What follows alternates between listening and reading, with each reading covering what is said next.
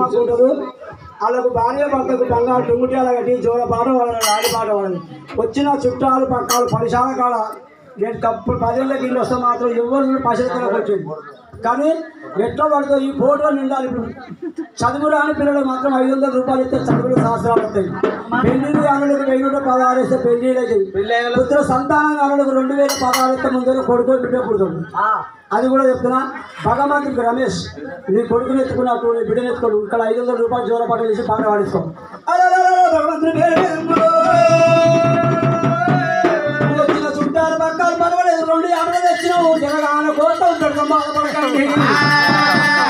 కాకపోతే 10 రూపాయలు ఇస్తే పచ్చిపుడు ఇల్లు ఇస్తే ఇల్లు 100 రూపాయలు ఇస్తే మటన్ పెడతాం రమ్మయ్యా. ఎల్లమ్మ పేరు జోల పాట రాజు పాటలమ్మా.